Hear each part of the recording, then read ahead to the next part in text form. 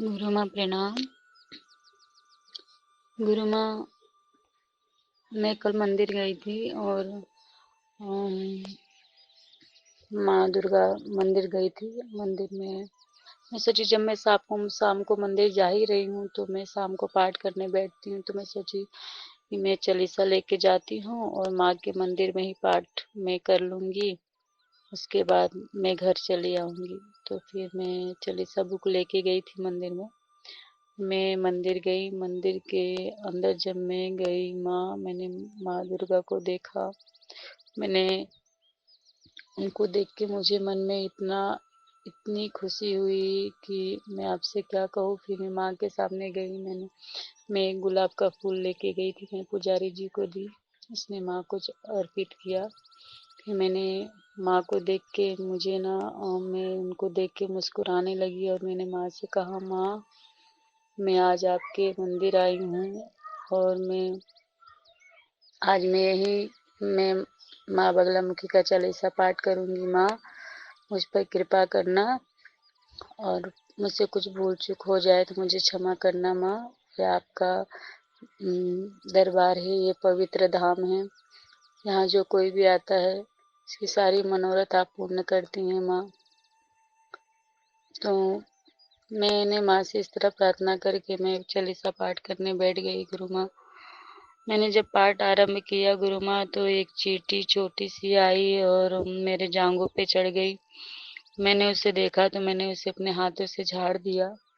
झाड़ने के बाद मैं पाठ अपना कर ही रही थी, तो मैंने जब जांघों से झाड़ दिया गुरु माँ, तो वो कैसे बुक के ऊपर आ गई मुझे नहीं पता। मैं जब पाठ कर रही थी माँ बगलामुखी का चालीसा का, तो वो उसी में घूम रही है। वो जो मैं पाठ कर रही हूँ उसी में घूम रही है वो।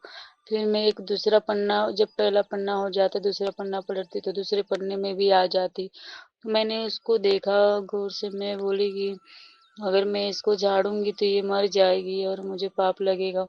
तो मैंने इसको कुछ भी नहीं किया। मुझे जाने दो, ये जब तक घूमती है इसको घूमने दो इसी तरह पन्ने के ऊपर। फिर माँ मेरा उस पर से ध्यान हट गया और मैं अपना पाठ आरंभ चालू रखा था मैंने। फिर बाद में जब मैंने गौर किया तो वो चींटी कहाँ गई पता नहीं, कहाँ गायब हो गई नहीं पता मुझे। शायद हो सकता है कहीं चली गई हो।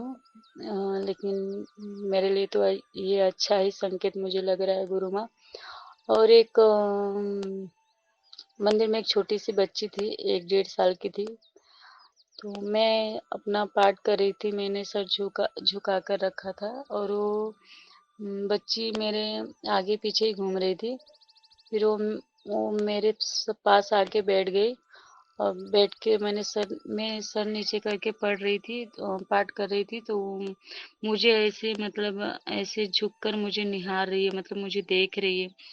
वो बच्ची ने 2 बार में ऐसा मेरे साथ किया। तो मुझे खुशी हो रही थी, लेकिन मैं पाठ कर रही थी माँ, इसलिए मैं उस बच्ची को मैंने मतलब उसे स्नेह नहीं कर पाई।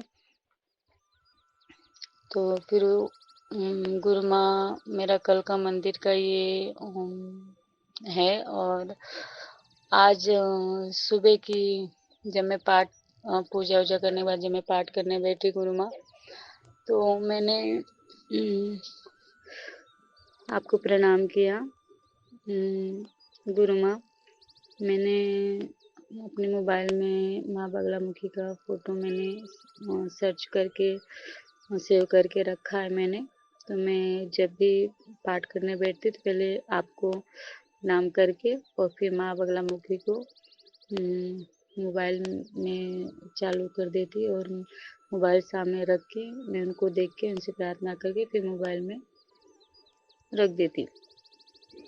पर आज मुझे कुछ ऐसा लगा, मैं सोची आज मैं मतलब मोबाइल ऐसा माँ बगलामुखी का फ़ोटो सामने ही रखती हूँ मोबाइल में, मोबाइल ऐसे ही रख देती हूँ। गुरु माँ, जब मैंने माँ बगलामुखी का फ़ोटो मोबाइल में जो सेव किया है उसे सामने मोबाइल में लेके सामने मोबाइल मैंने रख दिया।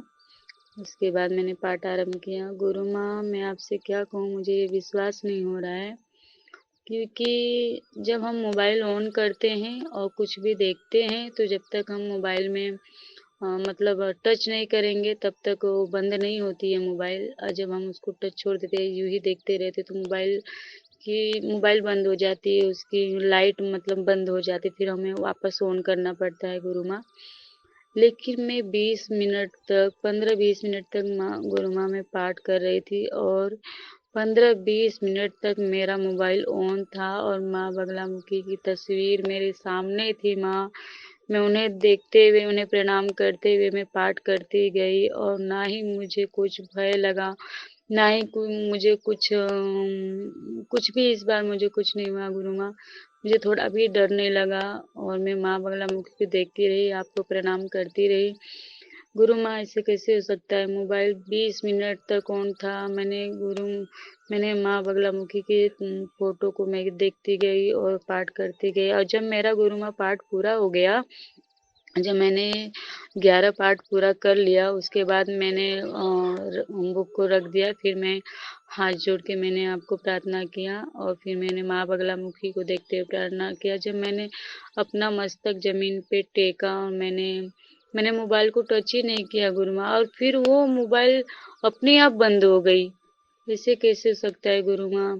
20 मिनट तक मोबाइल ऑन थी और माँ बगलामुखी की फोटो देखते हुए मैंने पाठ किया और जैसे मेरी पाठ पूरी हो गई और मोबाइल मेरी बंद हो गई गुरु माँ। ये मेरे लिए बहुत ही आश्चर्यजनक बात है गुरु माँ। आपको बहुत बहुत धन्यवाद गुरु माँ। मैं सच में बहुत ही मैं लकी हूँ जो मैंने आपको आप मुझे अपना शिष्य आपने मुझे बनाया और आप मुझे गुरु के रूप में मिले। ये भगवान का ही संकेत है। भगवान ने ही मुझे आपके पास भेजा क्योंकि मैं गुरु की तलाश में कब से भटक रही थी, पर आप ही मेरी गुरु हैं, आप ही मेरी सब कुछ हैं गुरु माँ। आपको कोटि कोटि नमन, मेरा सत सत प्रणाम और धन्यवाद गुरु माँ, जो आपने मुझे अपना शिष्य बनाया। बहुत बहुत धन्यवाद गुरु माँ।